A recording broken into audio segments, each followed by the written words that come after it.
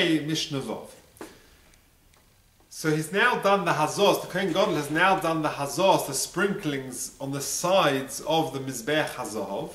Now he's going to apply the dam on the actual surface of the Mizbeach HaZahav. So here's al tahore shal Mizbeach sheva pamim. He sprinkles on the surface of the Mizbeach HaZahav 7 times.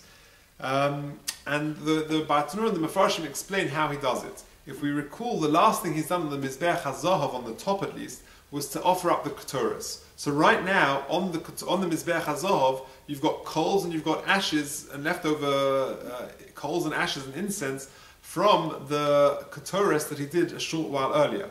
So he has to clear to the side, the top of the Mizbeach HaZahav, and then he would apply the dam in the Mizrog of the joint combined dam HaSo'eh and dam HaPar. Those 2 bloods that he's just applied to the sides, he now is going to sprinkle it onto the top of the Mizbeach 7 times. Ushiyari hadam, and whatever was left over in the Mizrach, in this Keli,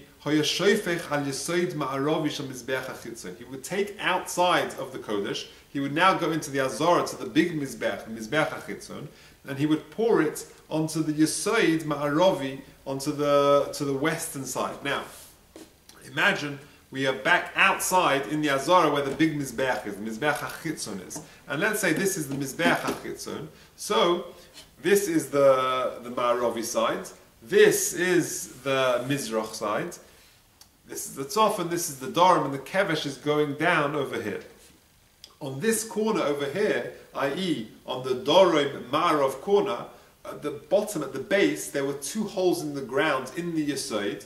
The Yesod was a base upon which the Mizbeach HaChitzon was built. It was an Amah, it protruded an Amah from underneath the Mizbeach HaChitzon. And in the 2 corners, in the corner over here on the Dorim side, in the corner over here on the Ma'arav side, on this corner of the Mizbeach, in the ground there were these openings where they would pour the excess dam. And it would mix together in a canal and be taken away out of the Beis HaMikdash, as the Mishnah describes. So, Ushiyari Hadam, whatever was left over from this dam, this dam he would go out of the Kodesh towards the Mizbeach HaChitzon, and he would pour it on the Ma'arav side, on the western side of the Yesod, where there was this hole in the ground. Mizbeach HaChitzon, however, any other carbon where the blood was sprinkled only upon the outer Mizbeach, that he would pour the remnants of that dam on the Dorim side. Now, why is that?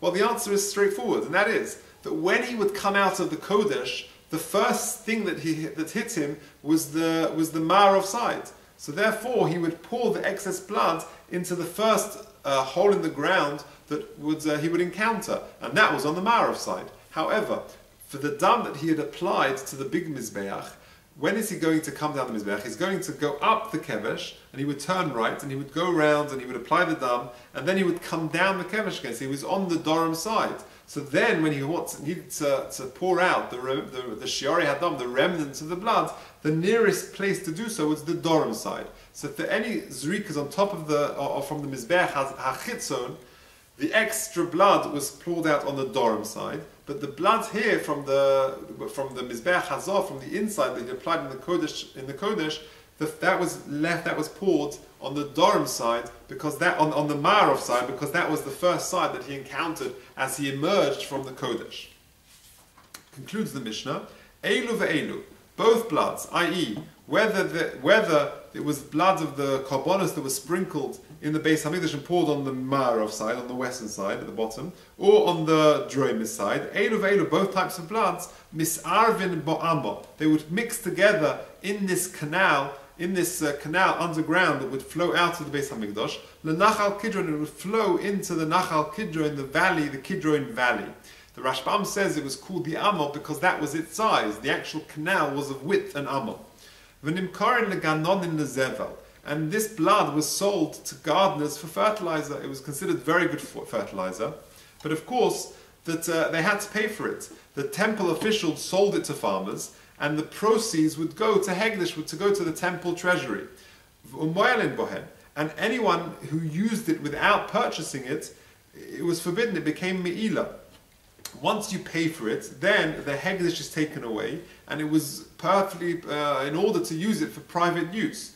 But the sin of using or stealing something from temple treasury, from hegdish, is called me'ila. So the process was that the temple officials had to actually sell it to the farmers, and then they could use it for private needs. If they did not buy it, then there would be a problem of me'ila. The me'ila they would encounter would only be me'ila d'Rabbana, not d'Oraisa, because the Gemara says there's no me'ila with dam, but nonetheless there would be an issa of me'ila. That is the